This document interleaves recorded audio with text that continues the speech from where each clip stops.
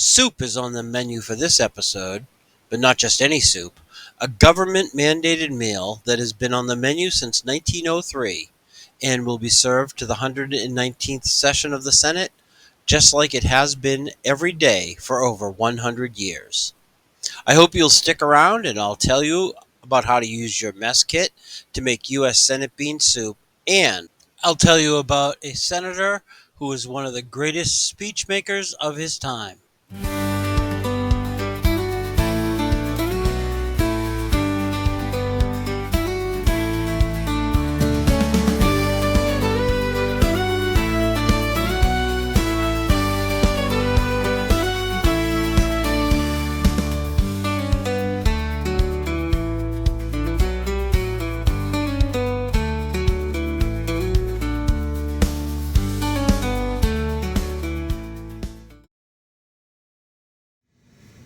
These are the ingredients you're going to need to make Senate bean soup. So first of all, you'll need to have a quarter of a cup of dried navy beans. Now I put the dried navy beans into a container that seals so that you'll be able to soak the beans right in this container. The next ingredient you're going to need is a 5-ounce can of smoked ham. You'll need to measure out 2 tablespoons of celery flakes, a half a teaspoon of minced onion, a quarter of a teaspoon of garlic powder, a half a teaspoon of dried parsley, and just a dash of black pepper. Put that all into a Loctite bag. And then the last ingredient you'll need is 3 tablespoons of instant mashed potatoes. I've put those into a small container.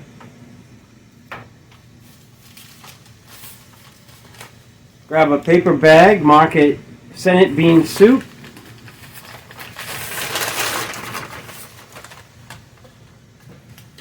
Put your ingredients in.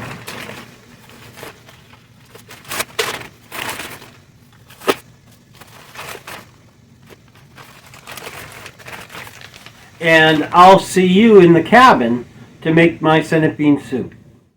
Let's do a simple civics lesson. There are 3 branches of government: the executive branch, the legislative branch, and the judicial branch.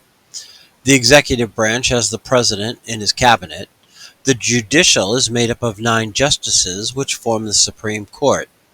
But the legislative is broken into 2 separate but equal groups: the House of Representatives, which is based on a state's population, and the Senate. Every state gets 2. Broadly speaking, both houses must agree on resolutions that match creating a bill, thank you Schoolhouse Rock, and the president signs the bill, making it a law.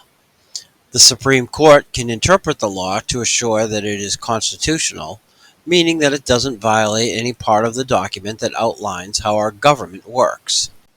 There can be modifications made to the Constitution, known as amendments. The first 10 amendments are called the Bill of Rights. There's 27 amendments, including the first 10, but one was repealed, the 18th, which required a different amendment, the 21st. This was about the prohibition of alcohol. The 17th Amendment, from 1913, changed the way that senators became senators. Prior to that amendment, the legislature of each state elected their senators.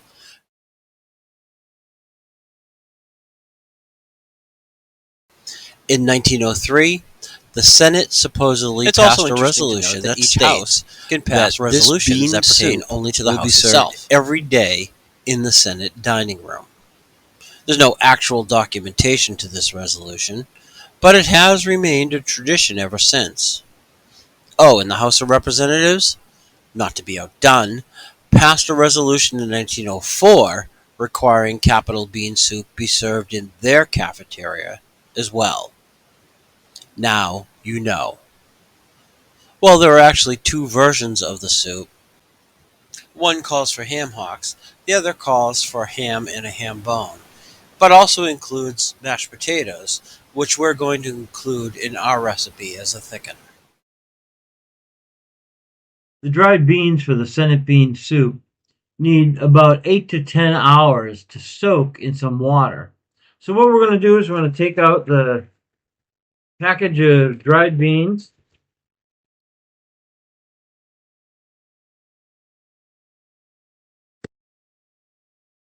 We'll put everything else aside for the moment.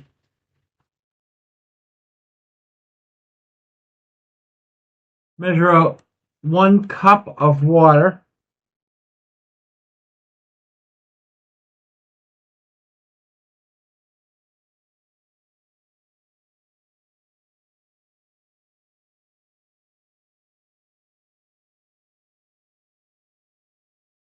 Open those dried beans and just pour the water in.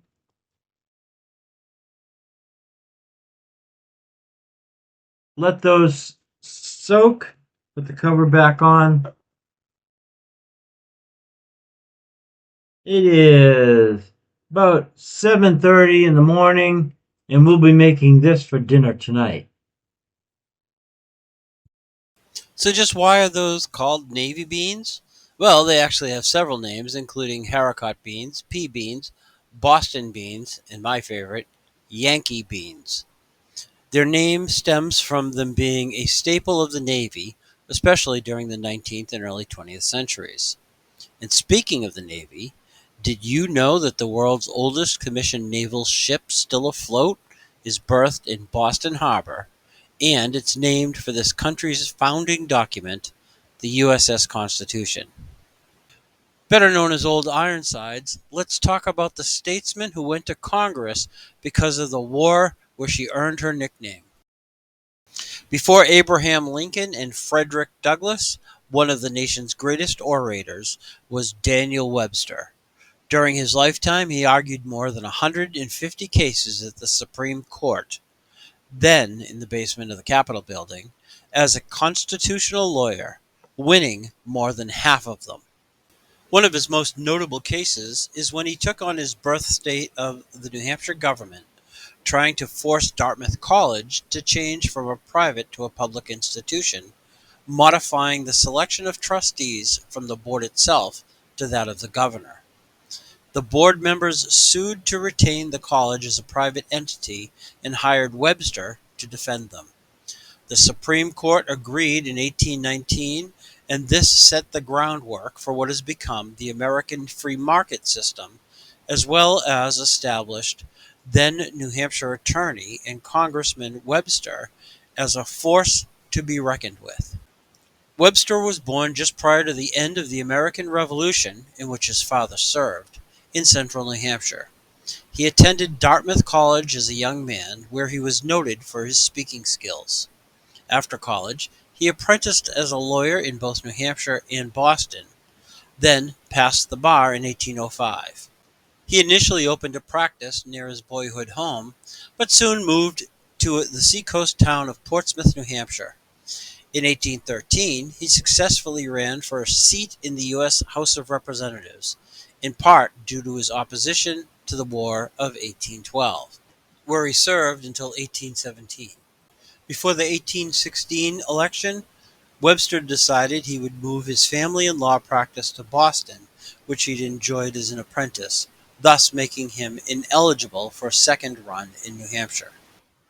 Let me take a moment to ask if you're enjoying what I do. Like this video by giving it a thumbs up. Also consider subscribing with the bell to be alerted to new videos I try to put out each week. Now, let's get back to using a mess kit to make U.S. Senate bean soup. These navy beans have been soaking for just about 10 hours. I'm going to drain the water from them, and then I'm going to start the soup on a slow stove using the Sterno. So let me drain these beans, and I'll be right back. 4 minutes later, As a rule, I try to make all of my recipes cook within a half an hour. But when using dried beans like this and letting them soak, time is what you need. And nothing works better for time and a nice slow cook than the Sterno Stove. So I'm going to assemble this Sterno Stove and get that ready to go to be able to cook our Senate bean soup. 2 minutes and 7 seconds later. I've assembled the stove. I put in a full can of Sterno. Let me get out the rest of the ingredients. We have the celery flakes,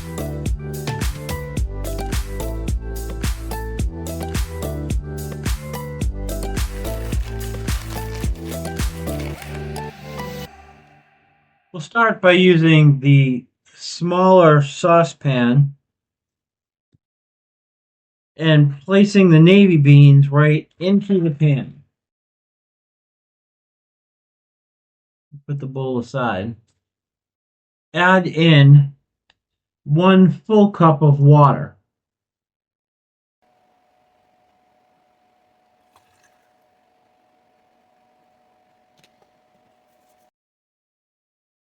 Next, mix in the dry ingredients, including the celery flakes.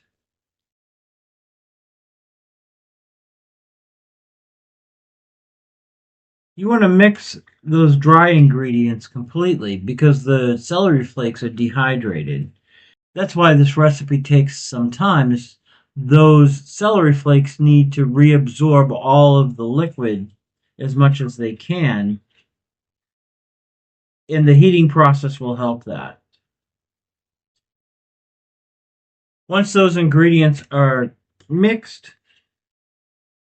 open your can of smoked ham and just add that as well. Smoked ham.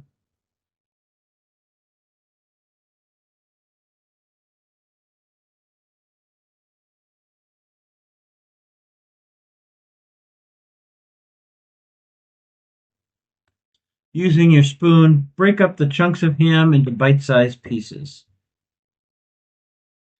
They'll continue to break down as the soup heats.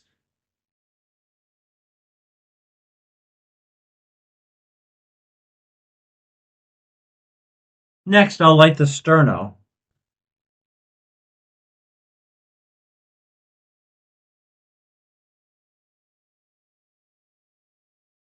And that's got a nice blue flame.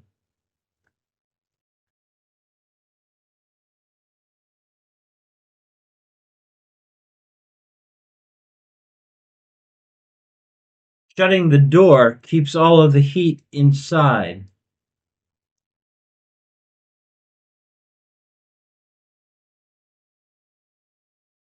Place the pan on top. Cover and let that cook for probably about an hour. You'll want to stir that soup about every 10-15 minutes.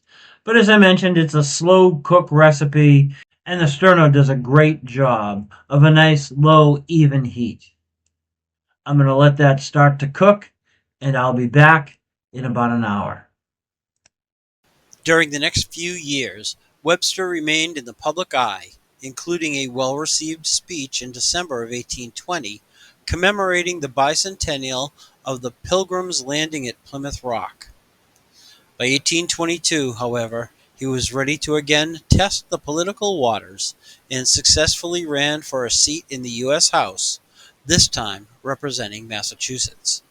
He participated in the 1824 election for president, in which he backed John Quincy Adams, despite a mutual dislike for each other.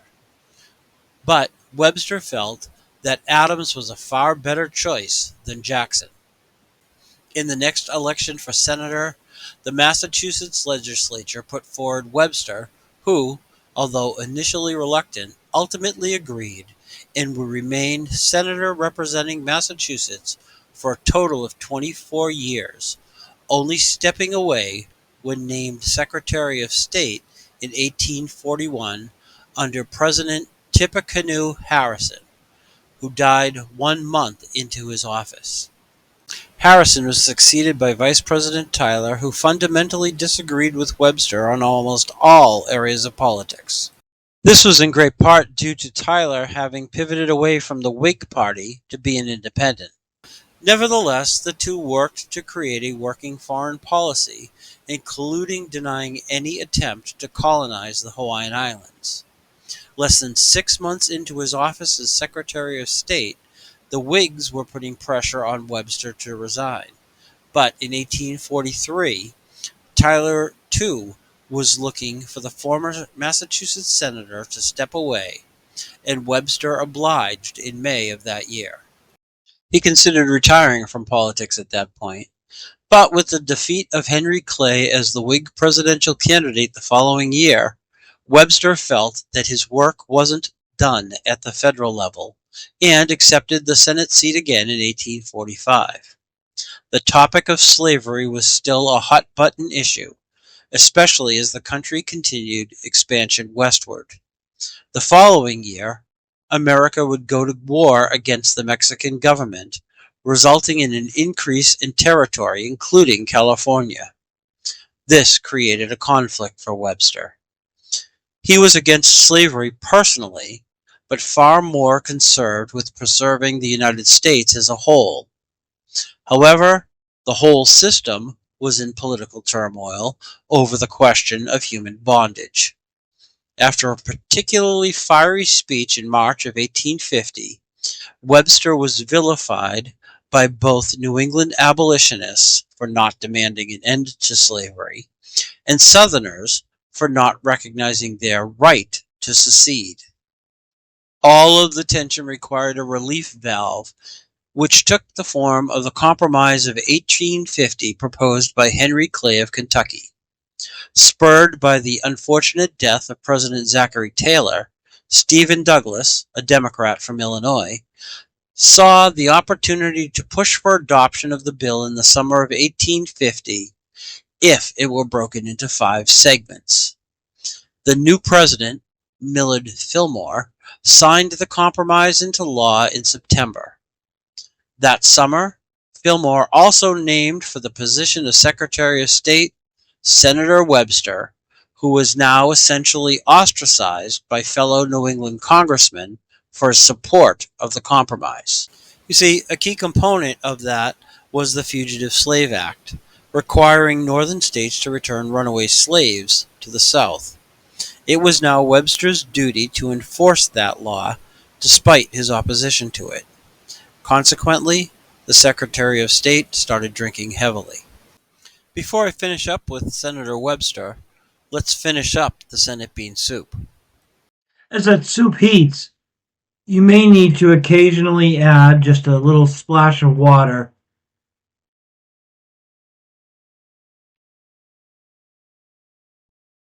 Just give that a stir in.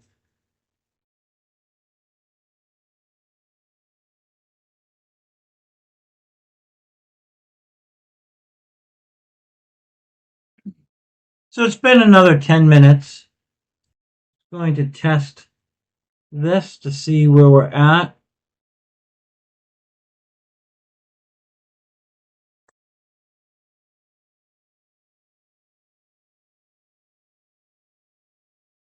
Those beans are perfect. You'll want to remove the pot from the heat and extinguish the flame.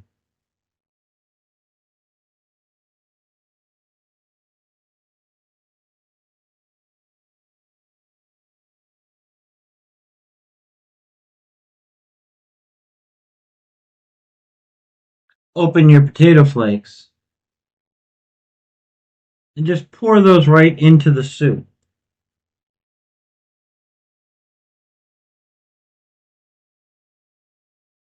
Mix that in thoroughly.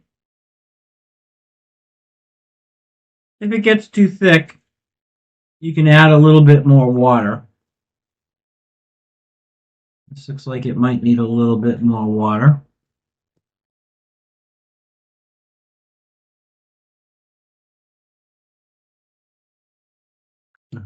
making soup, not paste.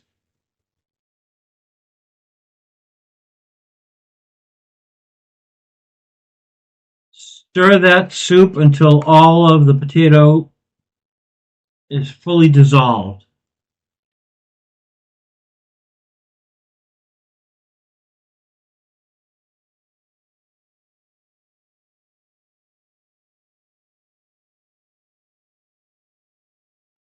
Mm, that's really good.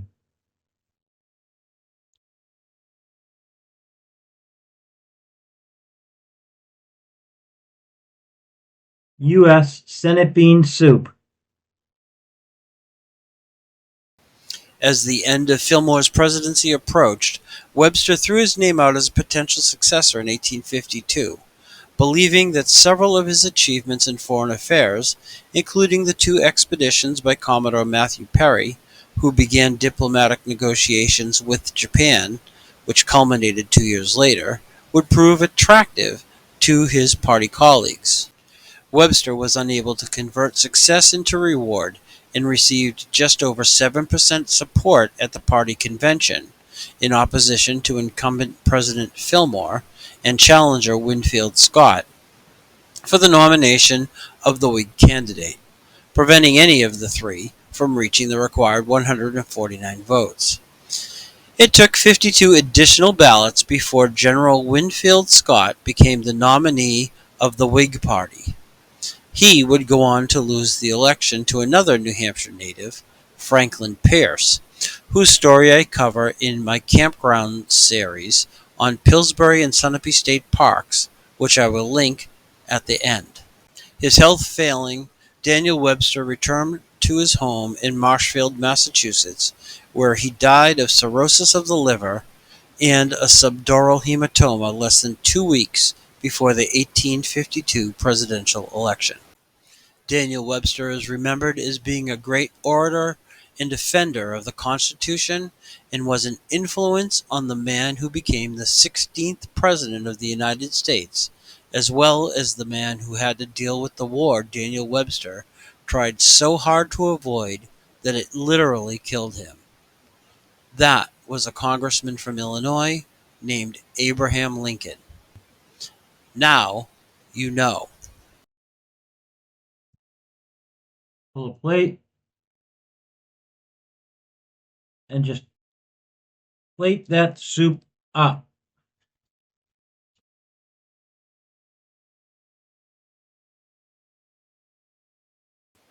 Although we don't know if Daniel Webster ever had bean soup while he was a senator, I expect he would have loved it, and I think you will too.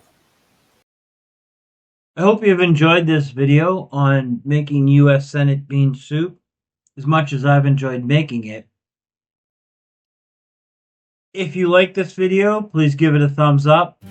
Be sure to subscribe to my channel so that you can be informed when new videos come out. I try to put them out about every week.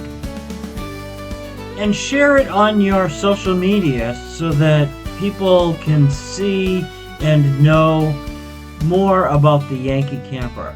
I'd really appreciate it. Thank you very much. Oh, and clean up your mess.